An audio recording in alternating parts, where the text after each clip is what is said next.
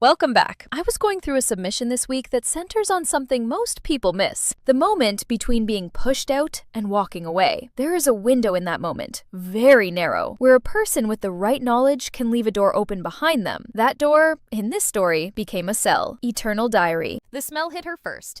It was the coffee from the break room 3 floors below, riding the ventilation shaft the way it always did on Thursday mornings, bitter and burnt at the edges, the kind of smell that meant someone had left the pot on the warmer plate too long.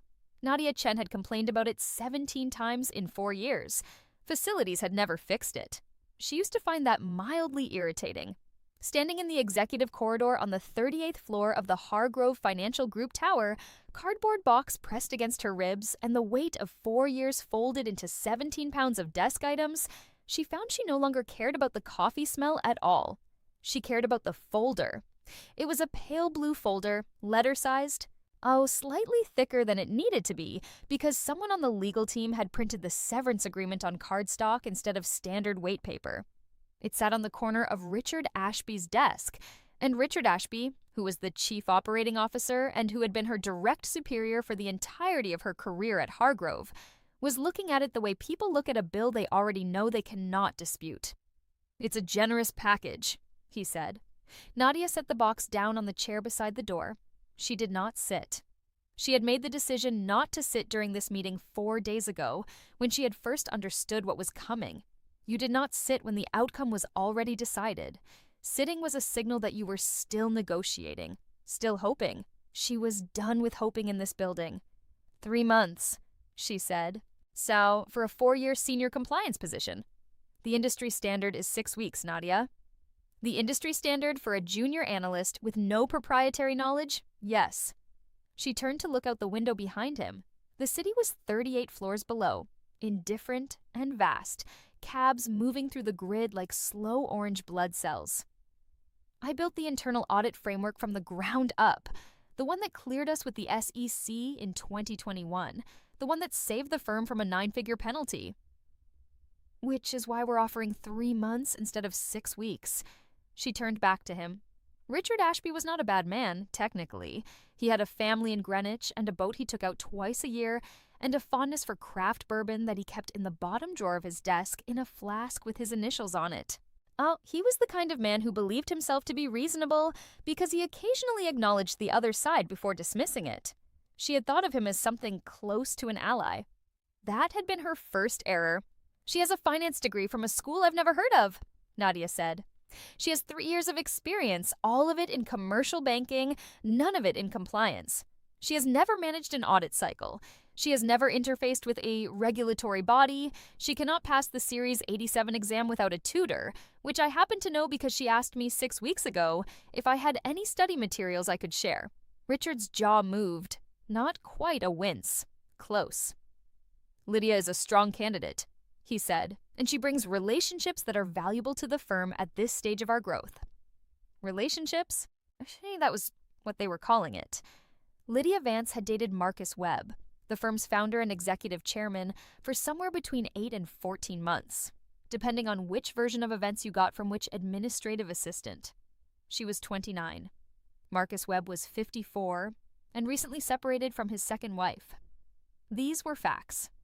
The relationship between these facts and Nadia's sudden redundancy were also facts, though no one in this room was going to say so with a verb and a subject. "I'd like a moment alone with the agreement before I sign," Nadia said. "Of course." Richard stood, straightened his jacket, and left with the practiced ease of a man grateful for an exit. Nadia waited until the door clicked shut. Then she crossed the room, sat in Richard's chair, and opened the folder. She read every word. She had expected to.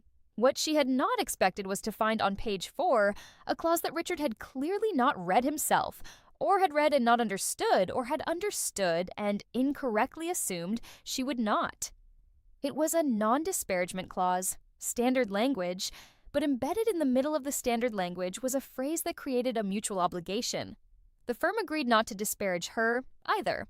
More importantly, the termination was classified, in the legal language of the document, as a position elimination due to departmental restructuring, not performance-based, not misconduct. Elimination.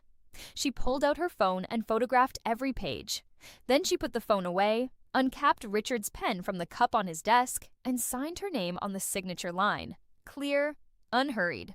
The pen left a slight indentation in the cardstock from the pressure she applied, which she noticed because she was the kind of person who noticed things. She recapped the pen and set it at a precise angle beside the folder and picked up her cardboard box from the chair by the door. The elevator was empty when she stepped in. She watched the numbers descend and breathed through her nose and thought about nothing. That was a skill she had developed over 4 years in compliance work, the ability to create a clean interior space when everything outside it required careful management. She was not unfeeling. She simply understood that feelings were a resource, and resources were not wasted on spaces where they could not do anything useful. The lobby smelled like the conditioned air of money, cold and faintly chemical, all with undertones of the lilies in the arrangement at the security desk. She walked past it without looking. The revolving door exhaled her onto the street, and the city's noise came up around her like water, and she stood on the sidewalk with her cardboard box and let it. She hailed a cab because she did not want to share a train with strangers right now. The driver had a radio talk show on low, 2 voices arguing about a sports trade, and she sat in the back and looked out the window at the buildings passing and thought about the pale blue folder and what she had found in it. Not a lifeline. Something better. A starting position. She had 3 months of severance. She had a signed document that classified her departure as a restructuring, which meant she could collect unemployment if she needed to, though she would not need to. She had her Series 87, her CPA, and a professional network that had nothing to do with Marcus Webb or Hargrove Financial Group. She had 4 years of institutional knowledge about a compliance department she had built herself, which meant she knew exactly where every pressure point was, every procedural gap, every cycle in the audit calendar. And she had something she had not spoken aloud yet, not even to herself, in the careful internal vocabulary she used when she was thinking through problems. She knew Lydia Vance. Not personally, professionally, in the way you know a coworker you have observed for several months from a polite distance, which in compliance means you have watched how they handle information, how they categorize expenses, how they navigate the small daily transactions that most people never think about. Lydia Vance was not strategic. She was ambitious, but the kind of ambition that runs on confidence rather than competence. The kind that works beautifully when everything is going smoothly and becomes catastrophically overextended the moment the environment gets complicated. Nadia had watched her submit 3 expense reports in the past month. 2 of them had minor categorization errors. Not significant, not worth raising, but notable. The cab pulled up to her building. She paid cash, counted out the tip with precision, and carried her box inside. Her apartment was a 1-bedroom in a pre-war building in the West 30s, which meant the windows were large and the ceilings were high, and the radiators made a sound like someone was gently tapping a pipe wrench against the baseboard. She liked it. It smelled like the cedar drawer liners she used, and the specific slightly dusty warmth of old wood, and the coffee she made herself every morning, which was never burnt because she used a pour-over and a timer. She put the box on the kitchen table and made coffee. While it steeped, she opened her laptop and created a new folder. She titled it with a date, not a name. She was meticulous about that. Dates were neutral. Dates were just time. She poured her coffee and sat down and began. The first 2 weeks after leaving Hargrove were operationally quiet. She slept well, which surprised her. She had expected insomnia, the specific kind that comes from unresolved grievance and professional displacement. But instead she slept 8 hours most nights and woke feeling like a clock that had been rewound properly. She had been running at a deficit for years, she understood now. The quiet was not emptiness, it was capacity. She used it. The first thing she did was contact an attorney named Priya Sandoval, whose practice focused on employment law and whose reputation she had tracked through the legal community tangentially for 2 years. She liked Priya's record because Priya did not litigate emotionally. She was methodical and expensive, and had a success rate in pre-litigation negotiation that reflected a preference for surgical outcomes over dramatic ones. They met at Priya's office on a Wednesday morning. The office was on the 22nd floor of a building near Grand Central, and it smelled like new paper and the faint animal warmth of a space where people came to discuss problems. Priya was tall and wore her hair pulled back and had a habit of uncapping and recapping her pen while she listened. That was not nervousness but computation. Nadia walked her through the situation without editorializing. She laid out the timeline, the documentation, the language of the severance agreement, and the structural position Lydia Vance had been placed in. She did not use words like unfair or wrongful. Those were feeling words. She used words like classification and obligation and precedent. Priya listened. She did not interrupt, which Nadia appreciated. When Nadia finished, Priya uncapped her pen one final time and did not recap it. "The restructuring classification is interesting," she said. I thought so too." "You didn't ask them to call it that." "I did not." "So someone in their legal department used standard template language without reading the implications in the context of this particular separation, which means they've created a record that they eliminated your position for structural reasons, not performance reasons, not redundancy, not any reason related to your professional conduct. Correct?" "That's useful," Priya said, "but not immediately actionable unless they try to fill the position with someone doing substantially similar work." Nadia looked at her. "Which they already have." "A beat." Priya recapped the pen. "How long ago?" "Effective the same week. The position title was changed from Senior Compliance Officer to Head of Compliance Operations. Or the job description was modified to include business development responsibilities, which in practical terms means nothing because the core function of the role is identical." "How do you know the job description?" "It was posted publicly on their careers page for exactly 4 days before being taken down. I photographed it." Priya was quiet for a moment in the specific way that meant she was doing the mental equivalent of rearranging furniture. "You have a case," she said. "Not a slam dunk, but you have enough to open a dialogue that they will not want to have on the record, especially if there's any other context around the replacement hire that could be characterized as preferential treatment." Nadia said nothing. She simply looked at Priya in a way that communicated that there was absolutely other context. Don't tell me yet," Priya said. "Let me send them a letter first. See how they respond." Nadia agreed. The meeting lasted 43 minutes.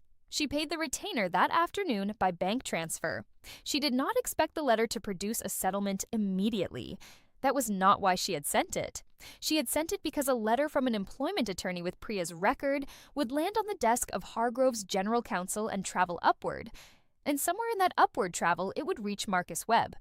And Marcus Webb would have a very specific, very unpleasant conversation with Lydia Vance about the professional and legal complications of the arrangement he had put in place. She wanted that conversation to happen. She wanted Lydia Vance to understand, at the beginning of her tenure in that role, that the space she was occupying had been contested.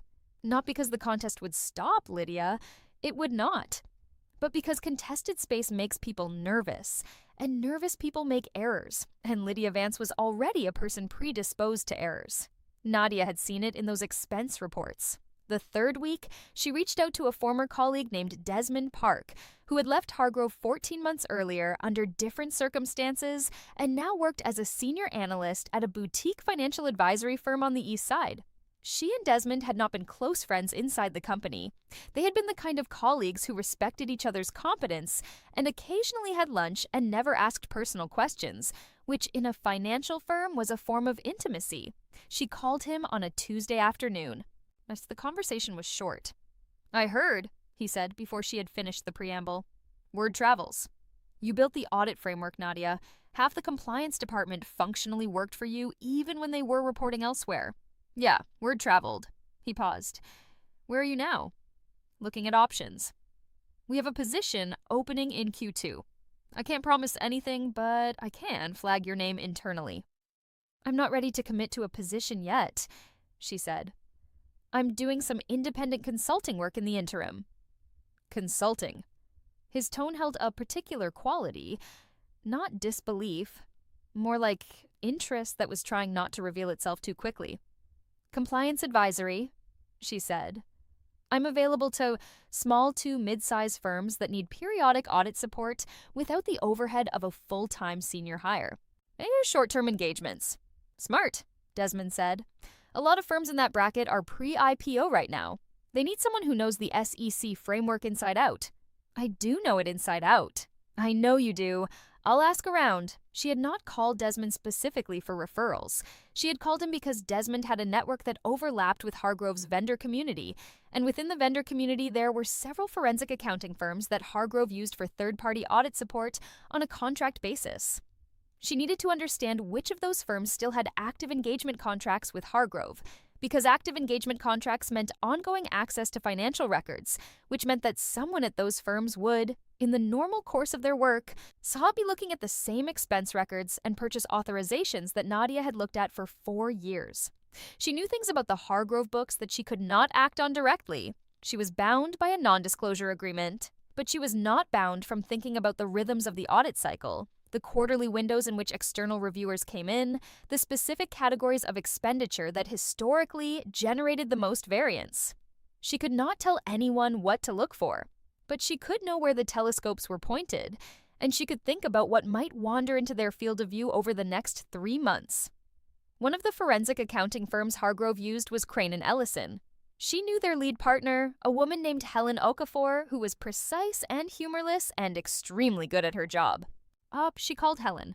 "I'm reaching out to a few firms," she said, "about potential consulting partnerships.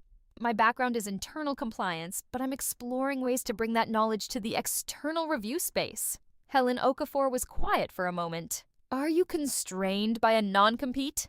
My separation agreement has a non-solicitation clause covering current clients of my former employer. It does not restrict me from working within the industry broadly. And you're not currently representing any client in a matter adverse to your former employer." "Correct. Then there's nothing preventing a general conversation about the industry," Helen said, "though I'd want our legal team to review any formal engagement structure before we discuss anything specific." "Of course," Nadia said. "I'm not looking to rush anything. I'd suggest starting with coffee." They met the following week at a place in Midtown that Helen apparently considered neutral territory, which meant a well-lit cafe that neither of them had any association with, and that was far enough from both their professional addresses to be incidental if anyone saw them. Helen arrived before Nadia, which Nadia noted as a sign of either punctuality or wariness, probably both. The coffee at the cafe was good. Not pour-over good, but not burnt. They did not discuss Hargrove. They discussed the industry. They discussed the emerging landscape of financial compliance in mid-market firms, the pressure that new SEC disclosure requirements were placing on companies that hadn't yet built internal infrastructure to handle them, the gap in the market for experienced compliance professionals who could work on an advisory basis without the overhead of a full senior hire. They discussed Helen's firm's positioning in that space. They discussed Nadia's. At the end of 45 minutes, Helen put her card on the table between them. "Call me in a month," she said. "We may have something to discuss by then." Nadia picked up the card. She did not ask what something meant. She knew what it meant. Helen's firm had an active engagement with Hargrove. In a month, that engagement would be in its mid-quarter review phase. If there was anything unusual in the financial records, Helen would have either seen it or be in the process of seeing it. Nadia did not need to find Lydia Vance's errors. She simply needed to ensure she was positioned near the people who would. Lydia Vance was not stupid. Nadia wanted to be precise about this because the story she was living required precision. And imprecision about an adversary was a form of arrogance that could get you hurt. Lydia was not stupid. She was strategically underdeveloped, which was different. She was good at the surface layer of professional environments. The vocabulary, the aesthetic confidence, the social management, the ability to read a room and modulate her presentation accordingly. She was very good at managing up. She was bad at the invisible technical infrastructure that kept a compliance department functional and defensible, not because she lacked intelligence, but because she had never been required to develop it. Every job she had held had given her enough room to delegate the technical work to people who knew it better. At Hargrove, there was no one to delegate to. Nadia had been the technical center. The people who had worked under Nadia were competent in their specific domains, but were not equipped to run the whole framework independently. Lydia would not see this problem immediately because the department would run on Nadia's momentum for a while, the way a car continues to roll for a time after the engine cuts out. But the quarter would end, and then another quarter would begin. And in that second quarter, the processes that required Nadia's specific institutional knowledge to maintain would begin to show strain. Nadia knew this because she had built those processes. She knew exactly which ones were load-bearing and which ones looked load-bearing but could fail without catastrophic consequences. She knew which expense categories had the most human handling and therefore the most human error exposure. She knew the approval chain for purchase authorizations over $50,000 and exactly how many people in that chain were rigorous about documentation versus people who clicked approve because the request looked plausible. This was the knowledge she could not transfer to anyone without violating her agreements. But knowledge does not disappear when you carry it out the door. It simply lives in a different location. She spent the fourth week of her separation building a consulting client base that was entirely unrelated to Hargrove. She signed 2 engagements with pre-IPO technology companies in New Jersey that needed compliance frameworks built from scratch. The work was clean and interesting and paid well. And it kept her mind engaged and her professional standing current. She was not waiting. Waiting was passive. She was building parallel infrastructure, which is what you do when you are playing a longer game than anyone around you realizes.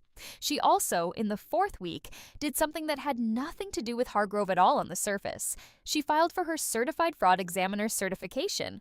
She already had the eligibility requirements. She had been putting it off for 2 years because her workload at Hargrove had not given her the time. Now she had the time. The CFE designation was administered by the Association of Certified Fraud Examiners, and it required examination in financial transactions and fraud schemes, law, investigation, and fraud prevention. She knew most of it already from her compliance work. But studying it formally was different. Formally, it became credential. And credentials, in the industry she worked in, were the difference between being a person with opinions and being a person who was called to testify. She registered for the exam scheduled for the end of her second month post-separation. The letter from Priya Sandoval landed at Hargrove's legal department on a Friday afternoon in late October. Nadia knew the timing was deliberate because Priya had told her it was deliberate. Friday afternoons were the worst time to receive a legal letter. They sat over the weekend, they festered, they arrived on Monday in the mental state of every anxiety that had been allowed to compound in the absence of business hour action. The general counsel would read it, forward it, and by Monday morning it would be in front of Richard Ashby and Marcus Webb with the specific weight of a weekend's accumulated worry. Marcus Webb would be annoyed. He was a man who did not like complications to his personal life entering his professional space. He had kept the relationship with Lydia carefully on the perimeter of official acknowledgement, all the more absurd because everyone in the building knew, but the official non-acknowledgement gave him legal and administrative deniability. A letter from an employment attorney claiming that Nadia's position had been eliminated to create space for a romantic partner compromised that deniability precisely. Nadia did not expect a settlement. She expected a counter letter, something carefully worded that would neither admit nor deny, but would signal a willingness to discuss, which was the corporate equivalent of a poker player glancing at their chips. She was correct. The counter letter came on the following Wednesday.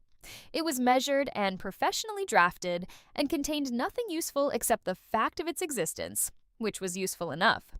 She instructed Priya to respond with a request for documentation of the restructuring, organizational charts, job description records, hiring timelines, standard discovery adjacent materials in a pre-litigation posture. She was not trying to win in court. She was trying to make everyone associated with her departure very busy with paperwork during the exact period when Lydia Vance was trying to learn a job she did not know how to do. Busy people miss things. Nervous people miss things. People who are managing a legal correspondence thread while also managing a new executive hire who is struggling to navigate an unfamiliar compliance framework miss a great many things. November came cold and sharp, the kind of early cold that feels like a forecast. The city outside her windows went gray, and the radiator in her apartment kicked on with its characteristic pipe tapping. And she worked at the kitchen table in a sweater and thought in very clean, organized lines.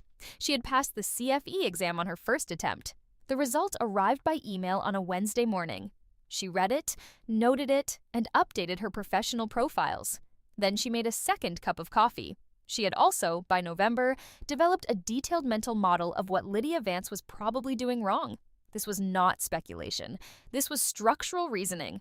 The Hargrove Compliance Department had 4 primary functional areas: regulatory reporting, internal audit, expense management and authorization, and vendor contract compliance. Nadia had been the only person in the department with deep competency across all 4.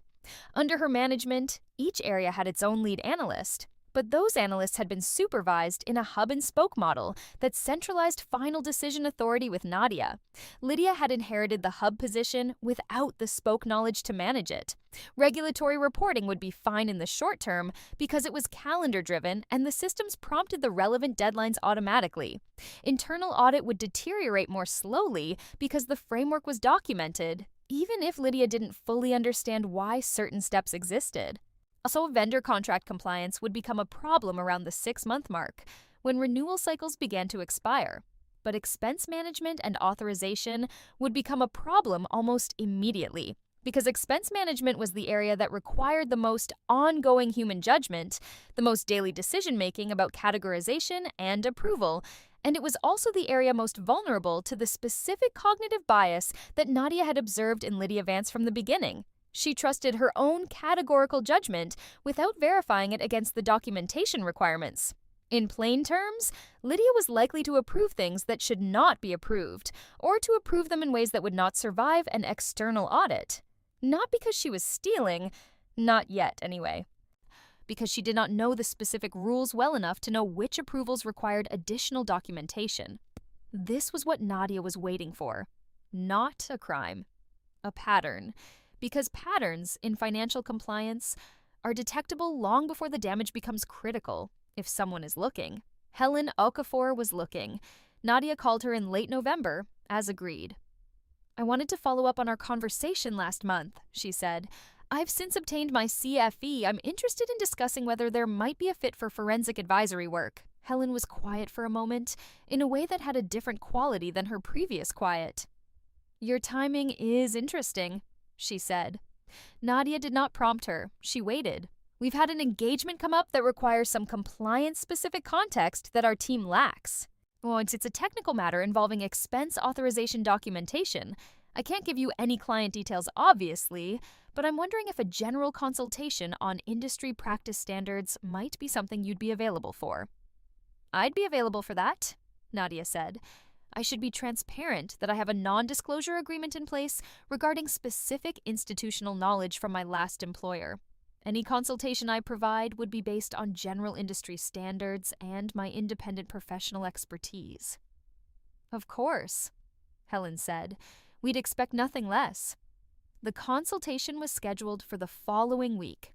Nadia dressed carefully that morning, not formally, exactly, functionally. A charcoal jacket over a gray blouse. The kind of neutral professional uniform that said nothing about personality and everything about credibility. She took the subway because she wanted to think, and the subway was the best thinking environment she had found in New York. Something about the specific combination of motion and noise and the visual kaleidoscope of strangers that cleared the interior space and let the organized thoughts rise to the surface. She thought about what she would say and what she would not say, and the precise line between them. She would not name Hargrove Financial Group. She would not describe specific records she had seen as an employee. She would not provide information she could only have known from her insider position. She would speak entirely in the language of general professional standards. The industry-wide frameworks for expense authorization documentation, the typical patterns that auditors looked for when reviewing expense categorization in financial services firms, the common failure modes she had observed across her career in compliance. Everything she said would be true. It would be rigorously, defensibly, verifiably true. And it would be precisely as useful as she needed it to be to a forensic accounting team that was currently looking at a set of financial records with a growing irregularity problem. She was not pointing. She was standing in a well-lit doorway, saying to anyone who cared to look, "Here is what competent people look for in a situation like this one." Helen met her in a conference room on the 17th floor. 2 other members of the Crane and Ellison team were present, a junior analyst named Tom and a senior associate named Vivian, who had the look of someone who had been in meetings like this enough times to have stopped performing alertness and was simply alert. Nadia liked Vivian immediately. "We're looking at a pattern," Helen began. In a client engagement that involves expense authorizations across multiple categories over a 90-day period, the authorizing officer is relatively new to the role. The pattern doesn't rise to the level of misconduct under the current documentation, but it raises questions about whether the authorization standards were met. Nadia nodded. What categories? Consulting fees, event-related expenditures, and there's a cluster of what appear to be vendor payments that may have inadequate corresponding contracts. Nadia was very still on the inside. She said, that's a common triad in situations where a new authorization officer is working without adequate oversight or without deep familiarity with the documentation requirements. Consulting fee authorizations in particular are high risk because the deliverable is often abstract, which makes it easy to approve a payment without adequately documenting what the firm actually received. What documentation should exist? Vivian asked. She had a pen out and was writing. A statement of work, a deliverable confirmation, correspondence between the firm and the consultant that establishes scope and completion. Without all three, the payment can be challenged as lacking business purpose, which under IRS guidelines creates a tax exposure, and under SEC disclosure requirements creates a potential accuracy issue in expense reporting. She walked them through the framework for 40 minutes. She cited regulatory sources. She referenced ACFE best practice guidelines. She gave them, in the language of general professional standards, a complete and precise map of exactly what to look for and why it mattered. When she left the building, she walked 4 blocks in the cold air before getting the subway. The sky was a flat winter white. She bought a pretzel from a cart on the corner because she was hungry and because it was warm. She ate it on the platform. She felt nothing dramatic, nothing exhilarating. She felt the clean satisfaction of a lock opening when the right key is applied. December moved quickly. Her consulting work for the 2 New Jersey tech companies was progressing well. She had submitted a full compliance framework to the first client and was 3 weeks into the discovery phase with the second. She was billing at a rate that exceeded her Hargrove salary. She had a meeting scheduled with Desmond Park's firm for January regarding a potential senior advisory role, which she was entertaining seriously but had not committed to. She did not contact anyone at Hargrove. She did not try to gather intelligence through former colleagues. She did not need to. She had positioned herself correctly, and now the situation was unfolding according to its own logic, the logic of systems and cycles and the inevitable intersection of incompetence with scrutiny. She spent the evenings working on the second consulting engagement and cooking dinner with the deliberate attention she gave to things she did for herself rather than anyone else.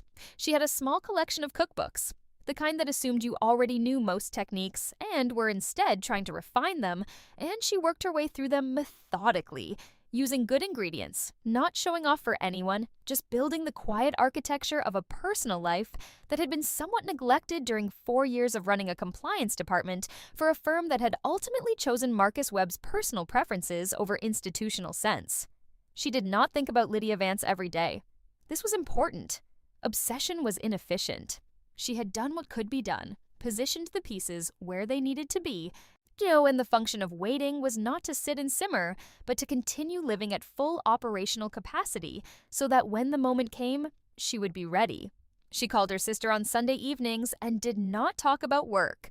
Her sister had 2 children under 5 and lived in Chicago and called Nadia periodically to report on the catastrophes of domestic life with the kind of wry precision that Nadia recognized as a family trait. They were not demonstrably warm with each other. They were consistent, which was better. She passed Christmas quietly. She drove up to her parents' place in Connecticut, arriving on the 24th and leaving on the 26th. Her father made lamb. Her mother asked twice whether she was seeing anyone, and once whether she had considered moving back to Connecticut. And Nadia answered all 3 questions with the same patient non-answer. She was focusing on work, which was true. She drove back to the city on a gray December morning with the radio off and her thoughts organized in precise rows. The call from Priya Sandoval came on the 8th of January, the second week of the new year, the temperature outside below 20 and the radiator working at full volume. Nadia was at the kitchen table with a client spreadsheet open and a cup of pour-over at her left hand. "They want to settle," Priya said. She did not lead with preamble. Nadia appreciated that. "What are the terms?" Lump sum, additional 3 months' salary on top of the existing severance, mutual release, enhanced non-disparagement, mutual, same as before. And they've added a confidentiality clause about the terms of the settlement. Nadia set down her pen. That's a small number for a position elimination claim with the structural issues we've identified. It is, which tells me they're motivated by the process cost, not the legal exposure.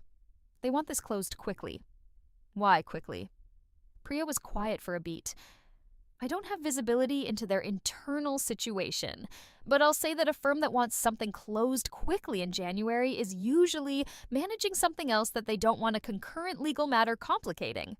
Nadia thought about Helen Okafor and Vivian's pen moving across her notepad. I'd like to counter, she said. I thought you might. What are we asking for? Double the lump sum. The confidentiality clause is fine. But I want the mutual release to contain explicit language confirming the position elimination classification that was already in the severance agreement. I want it underlined, essentially. I want a document that, if it ever becomes relevant, makes absolutely clear that my departure was a restructuring unrelated to professional performance or conduct. Why do you want it underlined? Because I may be applying for senior roles in this industry for the rest of my working life, and I want my professional record to be unambiguous. Priya accepted this. She probably believed it was the full reason. It was a true reason. It was not the complete reason. The complete reason was this. If what Nadia suspected was developing, at Hargrove continued to develop the way she thought it would, there might come a point where legal or regulatory proceedings examined the firm's recent history. In those proceedings, a document existed that established Nadia had been removed from her position due to restructuring before the period in question began.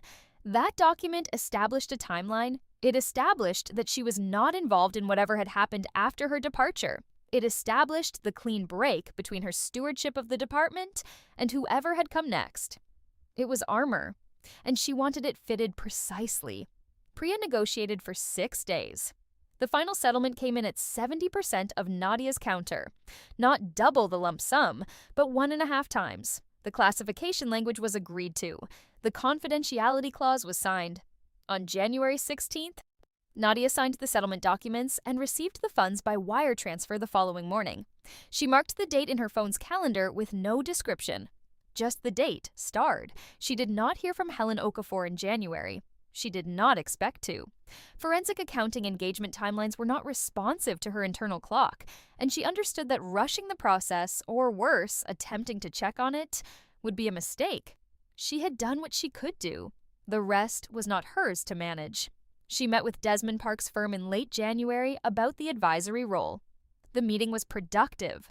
She asked good questions and answered theirs honestly, and came away with a strong impression that the role was genuinely interesting and that she would be comfortable working within the organizational structure. She told them she needed 2 weeks to consider. She spent those 2 weeks evaluating the offer not just on its merits, but on its timing. It was an important question. A formal employment commitment would change her availability for independent consulting work, and would also, depending on the conflict of interest language in the offer letter, potentially limit her ability to take on certain types of outside engagements. She was still evaluating this on a Thursday evening in late February when her phone rang. An unknown number with a Manhattan area code, she almost did not answer. She answered. "Nadia, this is Helen Okafor." She set down the book she had been reading and reached for the cup of tea on her side table. "Helen, good to hear from you." "I wanted to reach out personally," Helen said, "because I thought you would want to know. Given our conversations last year, I can't share client details. What I can tell you is that an engagement we've been conducting has escalated in a direction that will likely be public information within the next several weeks." Nadia was quiet. "I also wanted to let you know," Helen continued, "that the consultation you provided in November was referenced in our internal methodology documentation as supporting our analytical approach. Your name won't appear in any public-facing materials, but I wanted you to know it mattered." "I appreciate that," Nadia said. There was a pause, not uncomfortable. "You're doing independent consulting?" Helen asked. "I am. I've also had an offer on the table for a senior advisory role that I'm considering." "Keep Crane and Ellison in mind," Helen said. If the right engagement comes through, I'd like to have someone with your background available. I'll keep you in mind as well, Nadia said. They said goodbye. Nadia set the phone on the side table beside her tea. She sat for a moment and looked at nothing in particular, the mid-distance of her living room, the familiar geometry of the space she had lived in for 6 years, the books lined up on the shelves, the windows showing the orange-gray glow of the city at night, the radiator doing its thing. Then she picked up her tea and finished it. The news broke on a Tuesday. She saw it first in a financial industry newsletter she subscribed to, a brief item buried in the Compliance and Regulatory section under the heading Hargrove Financial Group Compliance Officer under investigation. The item was 3 sentences. It named the individual as Lydia Vance, Aaron Head of Compliance Operations. It referenced an internal audit that had identified irregularities in expense authorization totaling approximately $50,000. It noted that the firm had reported the matter to the relevant regulatory bodies and that a referral to law enforcement was under consideration. 3 sentences. Nadia read them twice, not because she had not understood them, but because she was absorbing the precision of it. The number, $50,000. She had not predicted the number specifically, but the magnitude was consistent with what she had understood about the pattern that was developing. $50,000 in expense irregularities was not the work of a calculated embezzler. It was the cumulative weight of months of careless authorization, payments made without adequate documentation. Also, expense categories misapplied in ways that blurred the line between institutional money and personal benefit. It was the specific kind of financial mess created by someone who had convinced herself that understanding the spirit of a policy was the same as understanding its requirements. The full story emerged over the following 2 weeks through industry channels and, eventually, through the financial press. What Lydia Vance had done, as best as Nadia could piece it together from public sources, was this. She had begun approving consulting fee payments to vendors whose work product could not be documented as delivered. 2 of those vendors had personal connections to Lydia. One was a former colleague. One was a vendor with whom she had a personal financial arrangement that had not been disclosed. She had also authorized event-related expenditures that included personal travel that had been categorized under institutional purposes. The total, across a 90-day period, was just over $50,000. The external audit firm, in the course of its standard mid-quarter engagement, had flagged the pattern. The firm had escalated internally. Marcus Webb's board had made the decision to involve law enforcement, likely to protect the firm's institutional position with regulators, and likely also because Marcus Webb was no longer in a relationship with Lydia Vance. That relationship had apparently ended sometime in December, per the industry rumor channels that Nadia monitored without participating in. Lydia Vance was arrested on a Wednesday morning. The charge was corporate fraud. The case was referred to the Manhattan DA's office. Nadia learned about the arrest from the same newsletter the following morning, a 4-sentence item. She read it on her phone at the kitchen table with her pour-over coffee, the morning light coming through the window at the angle it always came at this time of year, low and yellow-white, landing on the side of the coffee cup and making the ceramic look warm. She did not feel triumphant. She was precise about this. Triumph was a response to competition, to a race, to someone else's loss being your gain in a zero-sum equation. What she felt was more like the specific satisfaction of a system working correctly, of a process completing its cycle. She had built a compliance framework at Hargrove for 4 years that was designed to catch exactly this kind of pattern. That framework had outlived her tenure. It had done its work. She had perhaps, in certain ways, ensured that it had the opportunity to do its work. She had positioned herself near the people who were looking. She had provided a consultation that illuminated the right lens. She had made sure the structural conditions were in place for the pattern to be visible. But she had not manufactured the pattern. Lydia Vance had created the pattern herself, one insufficient expense approval at a time, across 90 days of professional conduct that reflected the fundamental gap between confidence and competence. Nadia had not done anything that could be called wrong. She had consulted within her expertise. She had used the legal system to protect her professional record. She had pursued her career aggressively and effectively following a departure that had been engineered to her disadvantage. Every action she had taken was clean, documented, professionally defensible, and consistent with the credentials she had spent a decade building. This was not an accident. It was by design. She finished her coffee and opened the email from Desmond Park's firm that had been sitting in her inbox since yesterday morning. She read the employment offer letter in full, the way she read every document in full, word by word, with the specific attention she had given to her entire professional life. The role was Senior Director of Compliance Advisory. The compensation was 15% above her final Hargrove salary. The conflict of interest provisions were broader than she would have preferred, but negotiable. The firm had a strong regulatory standing and a client base that was both stable and interesting. She composed her response with care. She was prepared to accept the position. She wrote, subject to negotiation on 2 provisions of the Conflict of Interest Clause, specifically as they pertain to independent consulting engagements with non-competing clients. She outlined her position in 3 precise paragraphs. She proposed a call to discuss. She sent it. Then she opened her laptop to the client work that was waiting, a compliance gap analysis for the second New Jersey tech company, a dense and interesting problem involving cross-border data privacy regulations that intersected with financial disclosure requirements. She put on the specific playlist she used for close analytical work, low and instrumental, and she worked through the morning with the particular clarity of someone who has recently solved a complex problem and is now free to give their full attention to the next one. The 2 weeks after the arrest were the most professional of Nadia's year, which was saying something.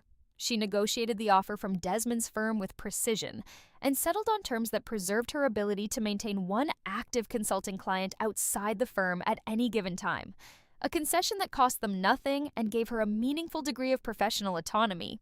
She began the transition process with her 2 existing consulting clients, handing off the New Jersey engagements cleanly, with full documentation, to the contacts she had identified as appropriate internal resources for ongoing work. She matched both clients with something she had always left her work with, a framework that would outlast her involvement. She declined 3 separate requests for background briefings from industry reporters covering the Hargrove Vance story, not because she had anything to hide, but because she had nothing to gain from being mentioned in any article about those events. And she had made it a policy, going back to the beginning of her career, not to generate attention she could not fully anticipate the consequences of. She was not a person who benefited from being in the frame. She was a person who benefited from working in the space behind it. She did have one conversation with Priya Sandoval, brief, in which Priya noted that the developments at Hargrove had created a situation where the mutual release Nadia had signed with the firm was technically still operative, meaning there were constraints on what either party could say publicly about the circumstances of her departure, but that the public record now included considerable corroborating context for the substance of the claim she had originally raised. Which means, Priya said, that if you ever chose to revisit the settlement amount, there would be a reasonable argument for reopening the discussion. I don't want to revisit it, Nadia said. No? The settlement was sufficient. The classification in the documents is what I needed. I don't need more money, and I don't need to be part of any story that's already being written. Priya was quiet a moment. You're unusual, she said, not unkindly. I'm precise, Nadia said. There's a difference. She started at Desmond Park's firm on the first Monday of March. The commute was 22 minutes by subway. The office was clean and well organized and smelled like fresh coffee from a machine that was clearly maintained properly. Her desk had a window that faced east, which was not ideal in winter for afternoon glare, but would be fine once the season shifted. She introduced herself to her team with the specific combination of warmth and authority that she had spent a decade calibrating.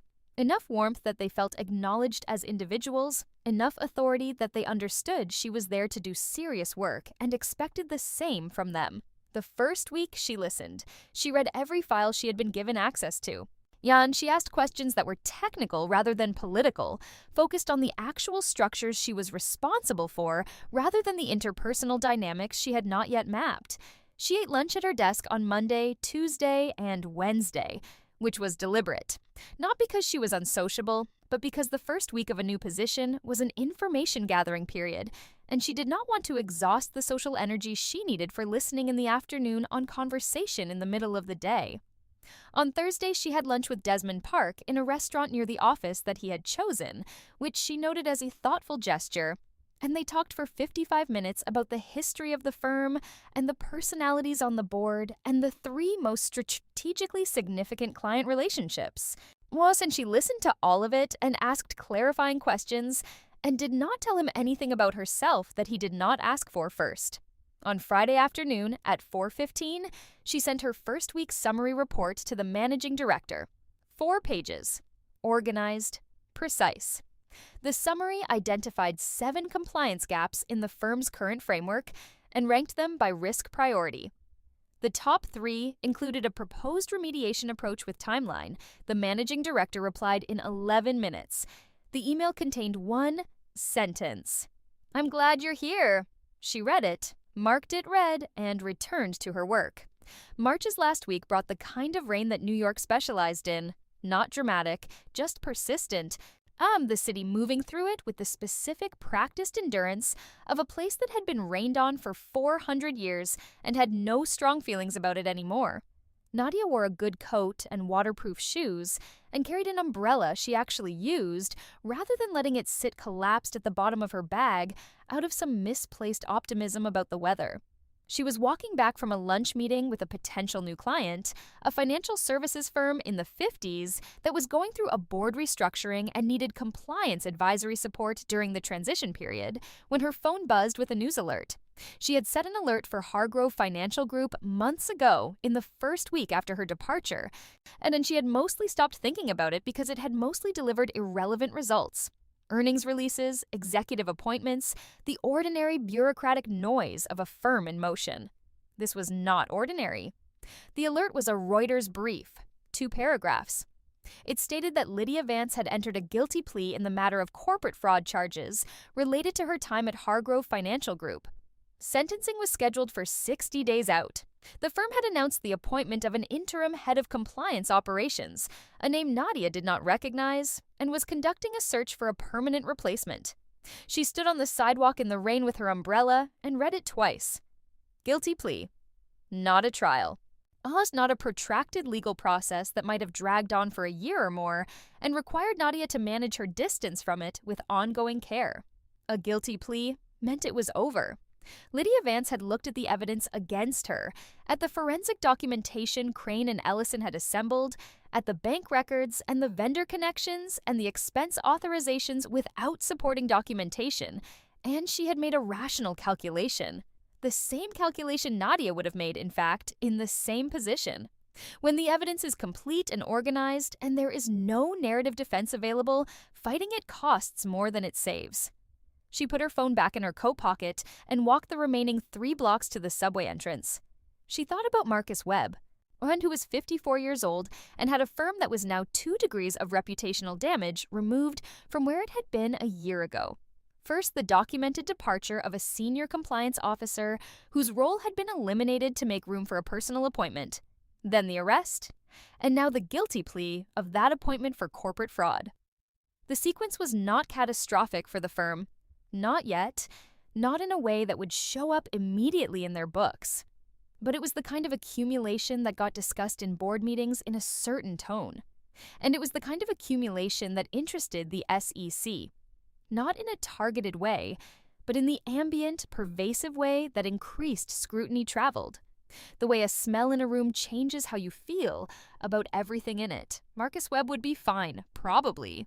As men like Marcus Webb were usually fine, but he would be more careful than he had been, and the firm he ran would be examined more carefully than it had been. And Nadia's clean departure document, sitting in a legal file in Priya Sandoval's office, would remain precisely what it was, the record of a professional who had been properly removed from the scene before any of this began. She went down into the subway.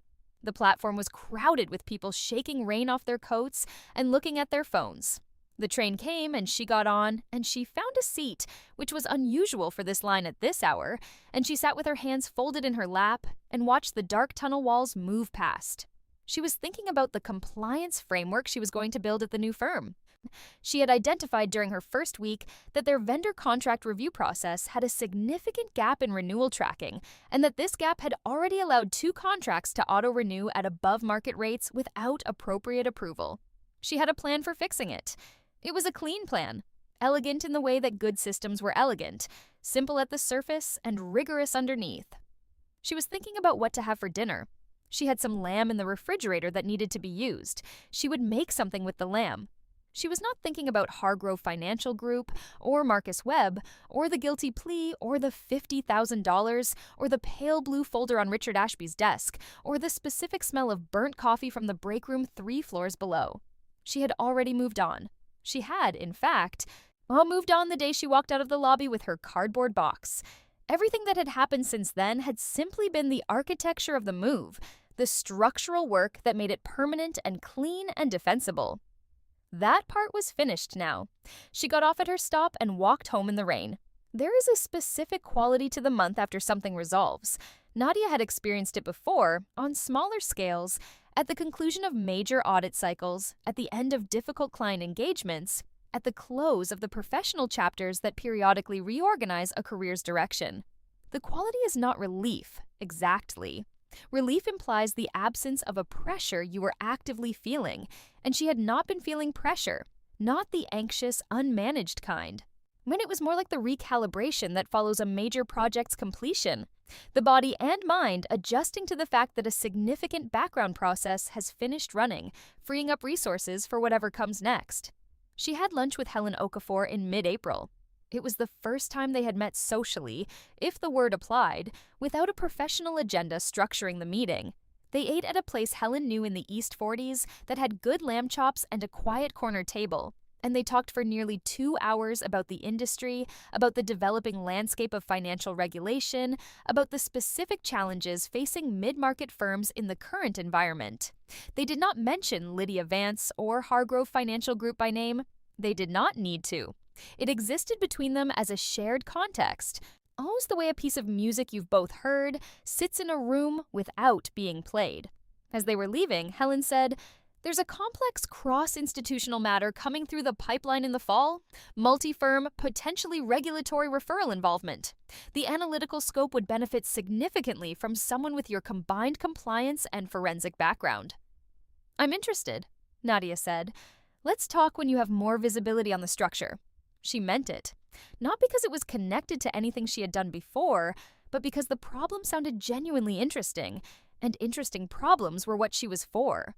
She walked home from the restaurant that afternoon, a long walk, 50 blocks south in the mild spring air, the city moving around her with its permanent condition of busy indifference. And yet the trees were doing what they did in April.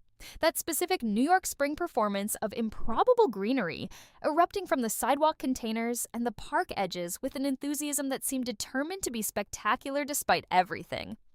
She did not walk slowly.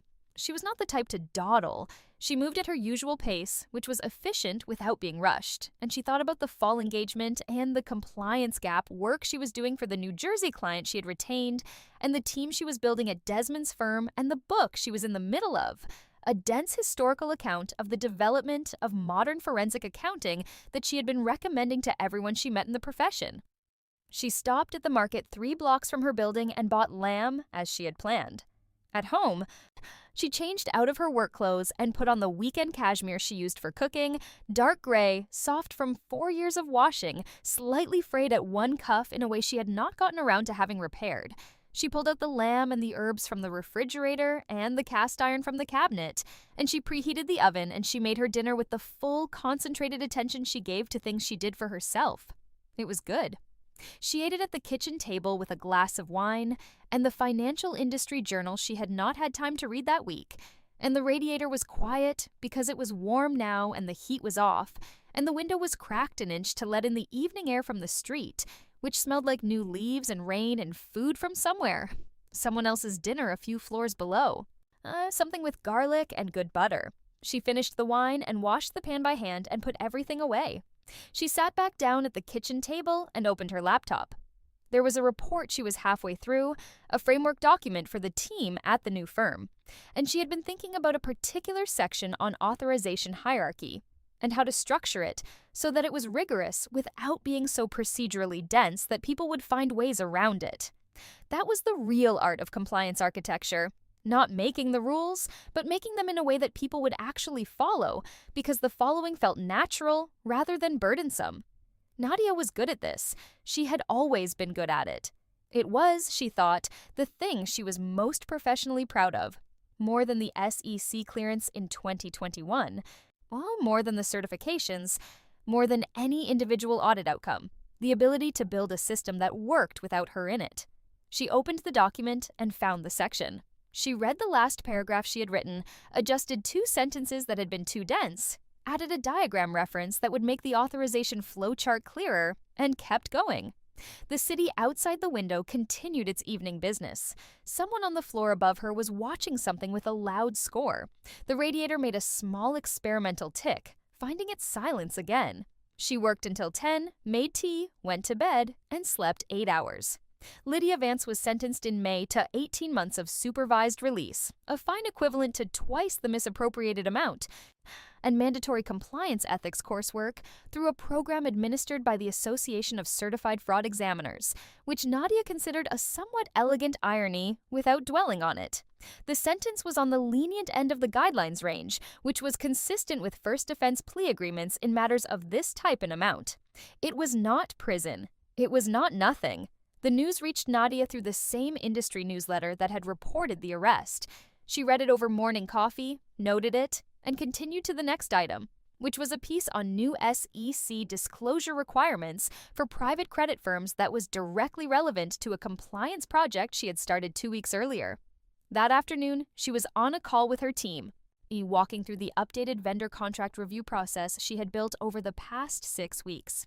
There were 4 people on the call, all of them competent, all of them engaged in the specific way that people are engaged when the work is clearly structured and the expectations are clearly communicated.